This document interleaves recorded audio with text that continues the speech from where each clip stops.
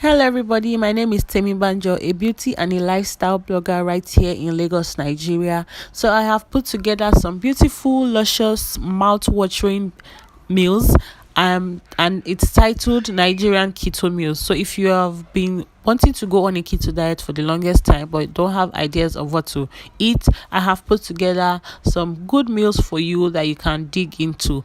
And if you haven't subscribed to my channel, please consider subscribing and hit the notification bell like symbol so you always get a notification whenever I upload new videos. So keep watching to see how I achieve all these meals. I have some clean prawns and shrimps here, so I'm just going to spice it up by adding some salt, some Cameroon pepper, ginger powder, garlic powder, half a seasoning cube, and some sesame oil, some soy sauce, and I'm just going to give this a very good mix. So I have my hot pan here. I'm going to add my shrimps and my prawns into my hot pan for it to fry. This doesn't take long to cook at all. That's why I prefer this to chicken or beef. So we're just going to turn this around till it's done. See how creamy and golden it looks. I have here bama mayonnaise, some cheese, lettuce, and my prawns. I'm just going to add a generous amount of mayonnaise to my prawns and shrimps and give this a good mix also until I am satisfied with the outcome. I'm going to take my lettuce now and lay it down while I put some cheese on it, and then add my shrimps and prawns onto this lovely batter. I mean, this is my shawarma. It goes in so well. This is a good way to sneak in some vegetables into your diet. You won't even notice you are eating so much vegetables. So this is it. Next, I have my okra here. I like to cut my okra this way rather than grating it, because if you grate it, you are going to end up having it the liquidy or the drawing type. And for this type of food you want to make, you don't want it to look that way. So I'm just going to give it some extra chopping. Right here I have some pomo, I have meat, I have stockfish, clean prawns and shrimps, and I also have some pepper. This is rodo, the hot spicy one. So I'm just going to pour my pepper into a cooking pot, my shrimps and prawns, my pomo, my stockfish, then the beef.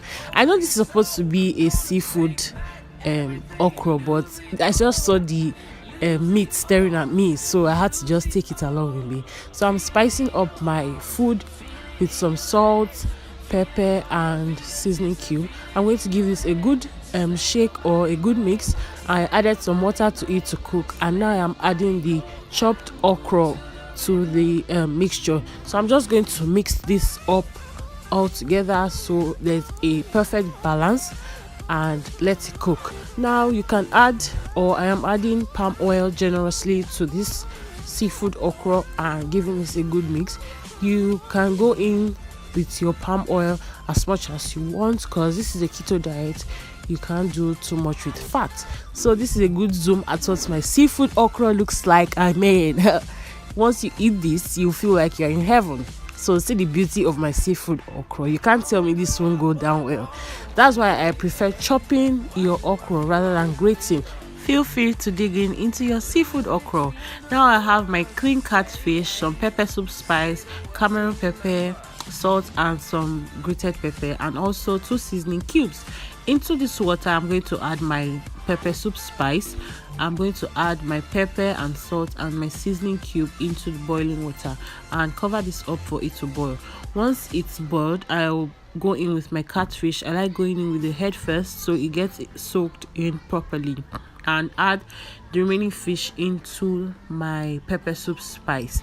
I'm just going to cover this up and leave it to cook. So you can do this with chicken, turkey, or beef, but I prefer using fish because it digests really quick. I was so lazy to get some saint leaf, so I'm just spraying or sprinkling some parsley on my catfish pepper soup. So this is what my meal looks like. Next, I'm going to go in with some almond flour or almond powder, a teaspoon of baking powder, half a cup of vanilla, half a teaspoon of salt, and 3 large eggs, and some coconut oil. You can use butter if you want, and some pepper because you're a bad girl.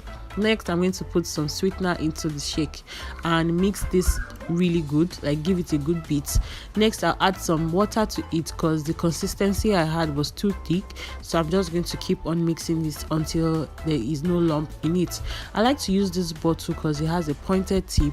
I'm just going to transfer the mixture into this bottle so my application or whatever I want to do can be easier for me. I'm just going to cover this up and pour it into my hot pan. I already sprayed some oil into my hot pan, coconut oil, and this is how it looks. This is a pancake. I'm just going to try and open up the sides to see if it's dry enough for me to flip it over. I'm not a professional at this. My flipping is so bad. I had to use an assisted spoon to flip, so I'm not going to show you. This is what it looks like being flipped.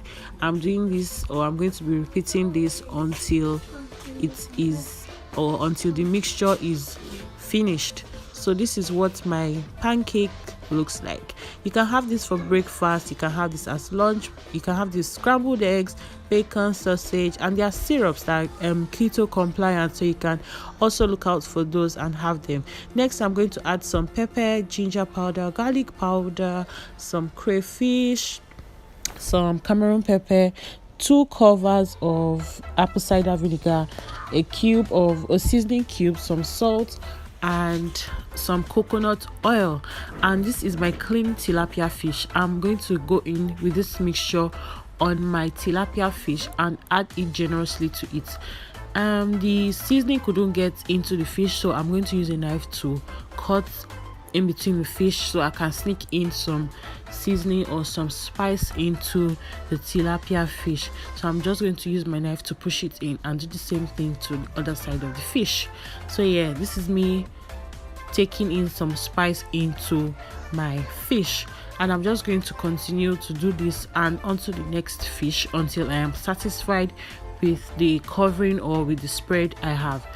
This is the next fish I have here, and I did the same thing to it, and I'm just going to put that in the oven. So this is what it looks like. This is so nice. You can have this as lunch, you can have this as brunch. Whenever you're hungry, just eat it in between your meals and you'll be fine. This goes in well. So next, I have my eggplant. These two here, and I'm going to dice it up into smaller bits. You can make them smaller than this, you can make them bigger than this. It totally depends on your preference, but this is how I like to dice mine. I'm just going to transfer this into a pot and add some water for it to boil. So after I add water, I'm going to put this on the fire to boil, and this is what it looks like having been boiled. Next, I'm going to blend it up, then pour it back into the pot. Next, I'm going to be adding some psyllium husk, also known as a binder. This is what I'm going to use this is what is going to bind my eggplant together so it can form as a mold, and I'm just going to keep turning until I am satisfied with the mixture or with the consistency I have or I get with my eggplant. So whenever you hear people say eggplant amala, does it look any different? No, honey. Like, it's so good and it tastes like amala. So my swallow lovers there, you are not left out. This is the finished look of my eggplant amala.